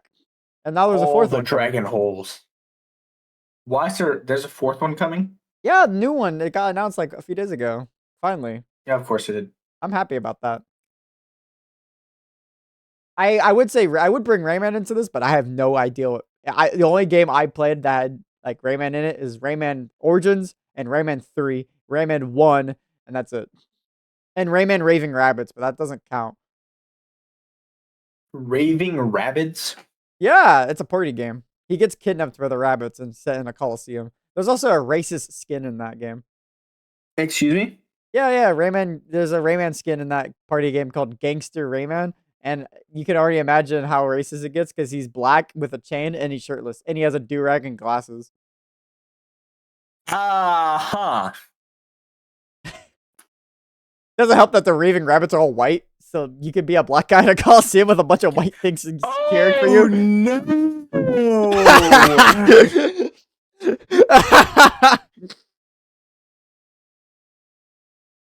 Dog!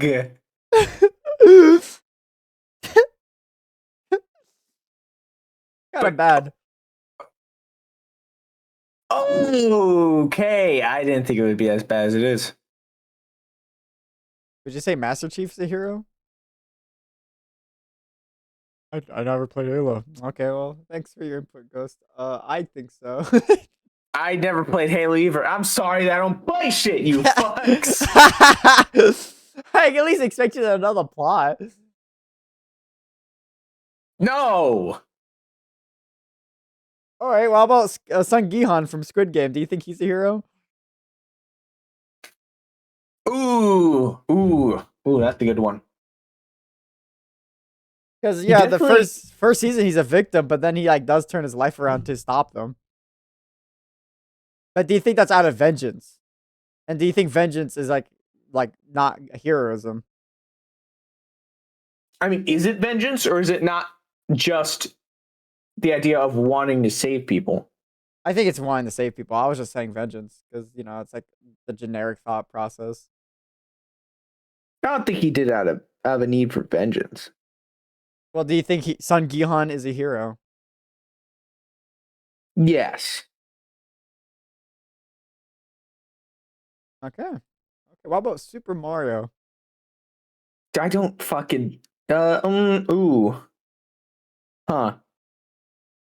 I think with all the movies painting him as, it's gonna be a yes. But I think in the games, I don't know. Games are kind of iffy. He's just saving the princess. He's literally just doing like a basic task each time. He's not like saving the world. Basic task, as if he's not running through entire castles full of fucking enemies. And okay, do you consider a heroism to get laid? He's not getting laid though. That's true. I mean, I'll be pissed off if I was Mario.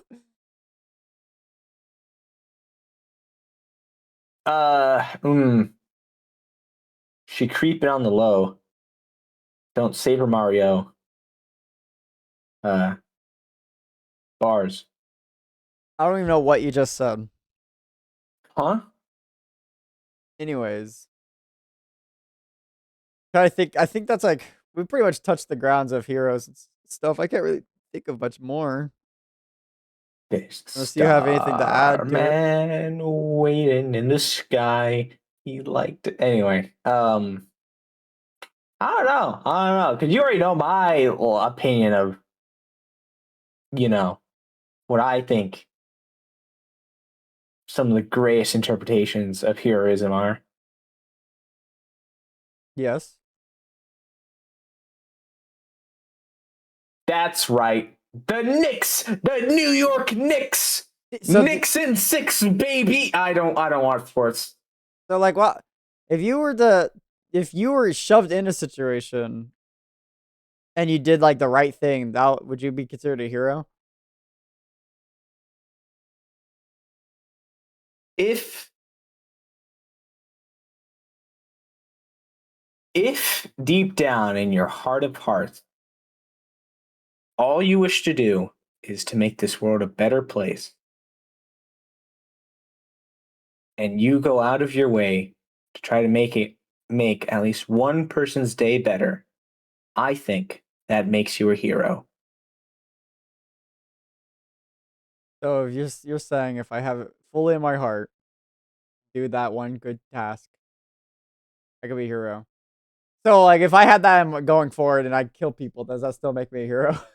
I'm gonna fucking murder you. I'm going to kill you. I was trying to make a nice moment for us to end off on, trying to get a nice moral lesson in there, and you just had to make it fucking weird. You can see why there's 64 of us that fucking hate you, right?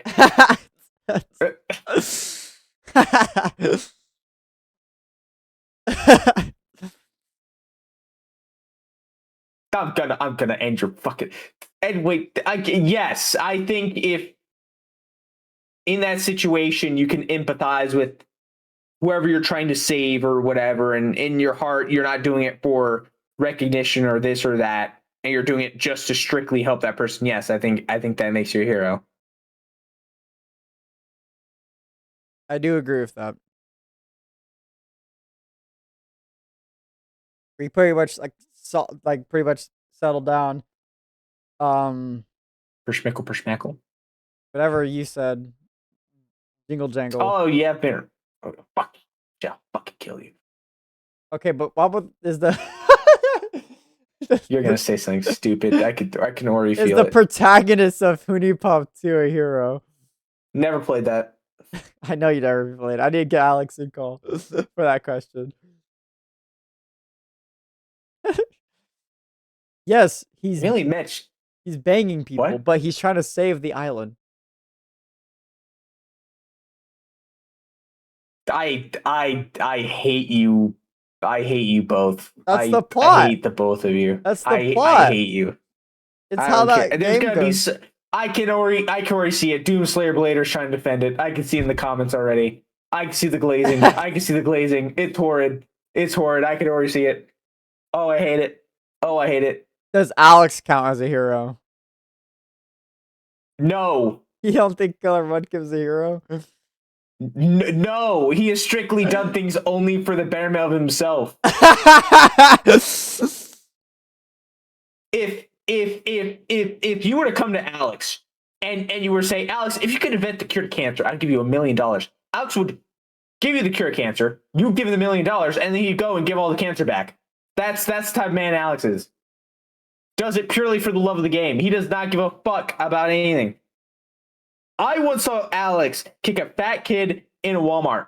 Okay, that's how evil he is. Who the fuck kicks a fat kid in a Walmart? That's the one place they're safe.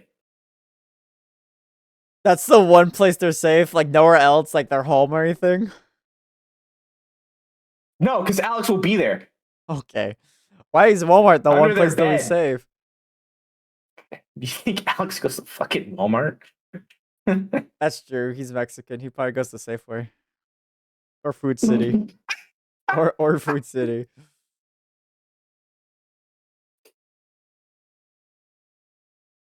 I mean, why else would you go to Walmart? That's kind of like the white people store.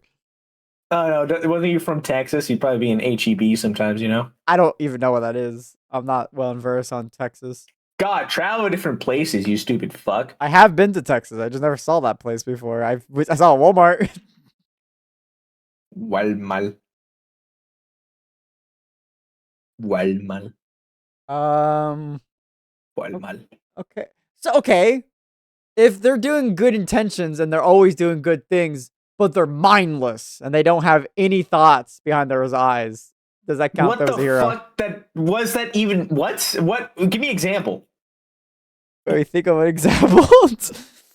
I was gonna say a Pokemon, but Pokemon are clearly smart enough to have consciousness. Well, like something that does good, but not because of any moral judgment or intent. It just does it. Yeah. Does that make them a hero, or does that just make them morally ambiguous? Why would that make it more ambiguous if they have no thought behind its eyes and it's just doing something and it's strictly only doing good things? I don't fucking know. Yes? It's not even like a good example for that. What the fuck? I can't even wrap my hand around that. That's what the fuck type of question is that? I really am. I'm trying to think. I just thought it was an interesting question.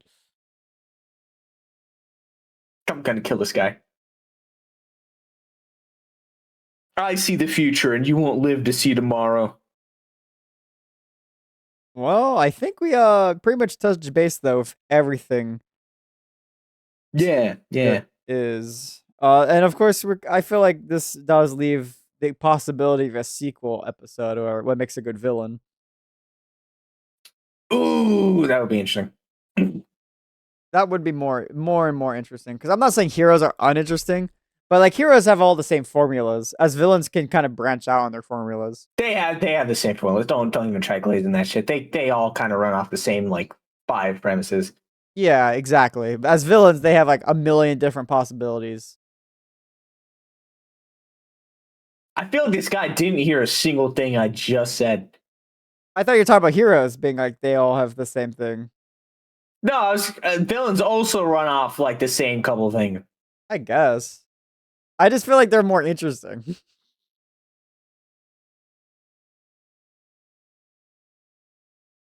Which is greater, Mr. Bonesy? Being born good or overcoming your circumstances and being good? I think overcoming is pretty good. I think that one's the one I'll lean towards. Good shit. Because but not saying being born good is like overrated. It just makes it harder for it to be like relatable. Interesting. Like Ichigo Kurosaki is kind of like born good. Okay. What? He's always doing like decent things. Technically, he's like always being targeted because of his looks, but he cares about the ghosts even before he became a Shinigami. What? Yeah. What do you guys think? You right there at home. Yeah, you right there. I have no idea what. I don't know. My analytics said like half of you guys are watching this on TV. So you guys Really? on that couch right there eating your popcorn, listening to this podcast for whatever reason. What do you think is better? To be born good or to overcome your evil nature through great effort? Tell us in the comments below. And what do you think makes like a good hero and like your opinions and whatnot? Yeah. I always like reading those. I always like reading the comments on these I know you always comment on them. podcasts. Huh? You always comment on them, so I know you do. I got a question actually Yeah. before we end this, but this is not even Uh-oh. related to the podcast. Why the fuck can like your community posts have like comments, but like I just can't see them ever? Yeah, I don't know. It's like a bug I've noticed in the last week. I think I fixed it. Are you sure they're not being withheld comments? Yeah, which I don't think that was ever set on before, but when I checked it, it said it was on, so I turned it off. So let's see if it fixed it. Hopefully it did. So I did fix it, I thinks. Mimi thinks I did fix. So Mimi thinks. Mimi thinks I fixed. I did. All right. Well, if you guys enjoy this podcast, Please like, comment, and subscribe. Next episode would be a ghost topic. Yay! Which will be set in July. So patriotic month. But podcast episode isn't gonna be patriotic. Happy Pride Month to all those Happy Pride Month. who celebrate it. We are in the liberty. We can't celebrate it, so you can't celebrate it. That we. What do you mean we? You know why? Actually, no. It's actually just me, really, because I'm the target. I'm the target audience of hate for that community. What the fuck are you on about? What? I'm a straight white man. I guess. I'm like enemy number one. Okay, I think you're straw manning a little. Whatever. Thanks, guys, for watching. Have a good Pride Month. And remember, don't trust the three-eyed frog. He gives Trevor head. Bye-bye! See ya! Wait, what?